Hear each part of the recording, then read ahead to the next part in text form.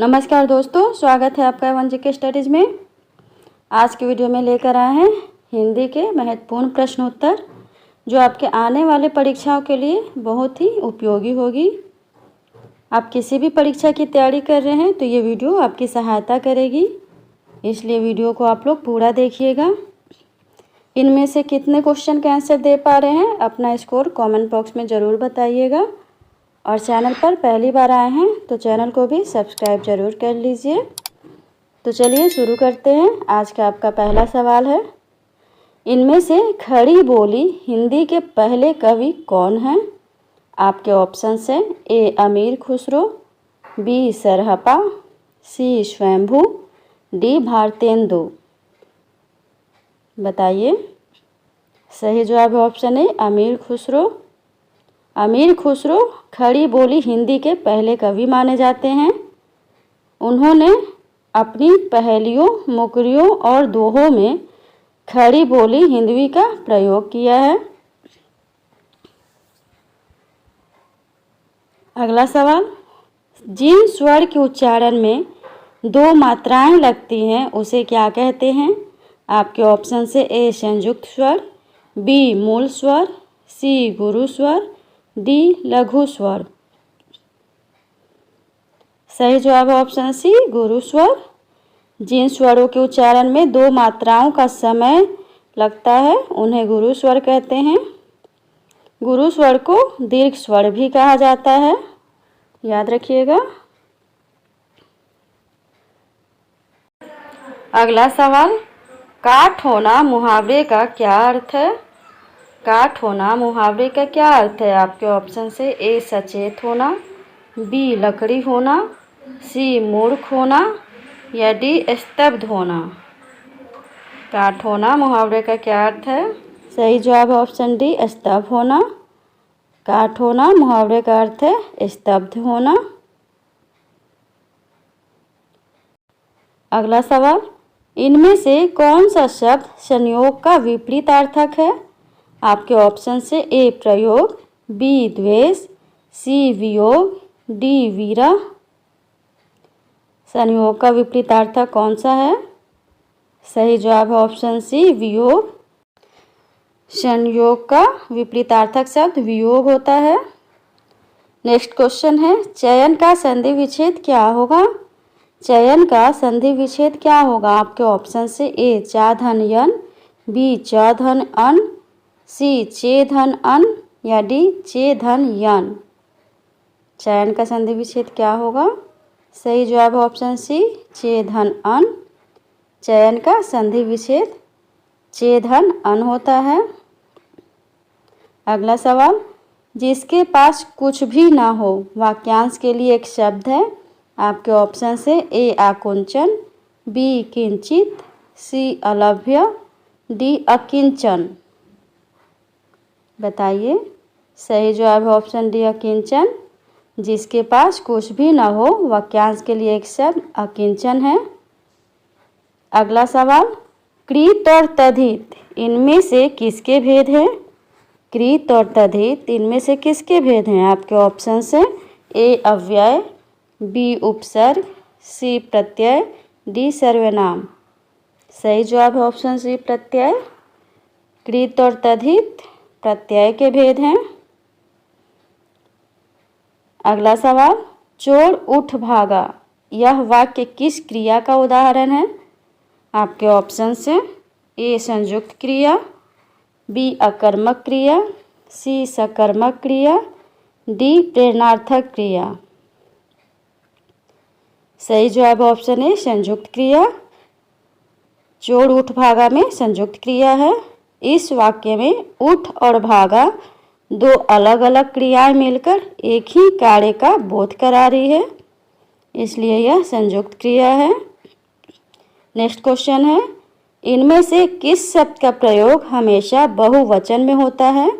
आपके ऑप्शन से ए होठ, बी सूरज, सी पानी, डी सोना। बताइए। सही जवाब ऑप्शन है होठ। होठ शब्द का प्रयोग हमेशा बहुवचन में होता है।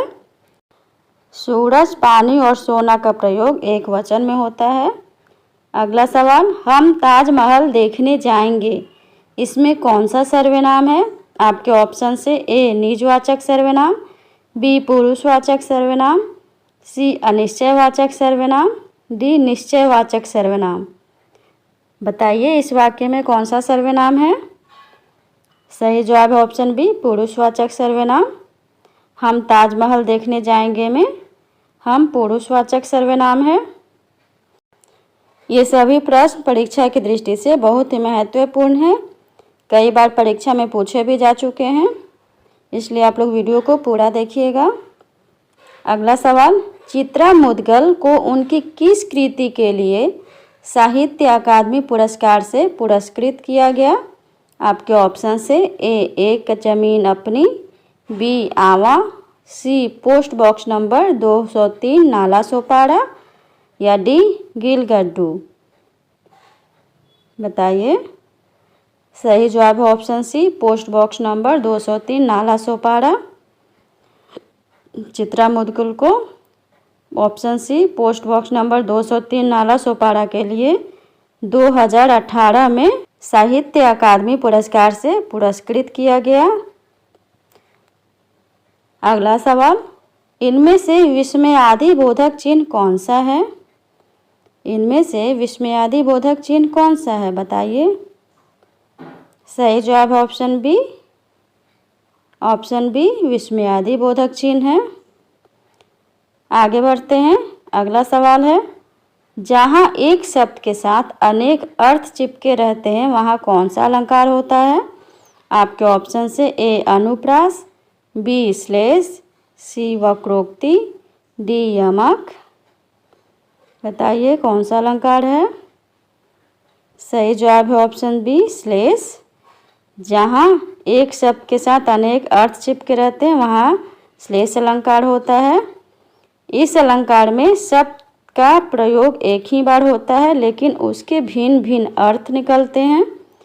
जैसे रहीमन पानी राखिए बिन पानी सब सून, पानी गए न उबरे मोती मानो शून।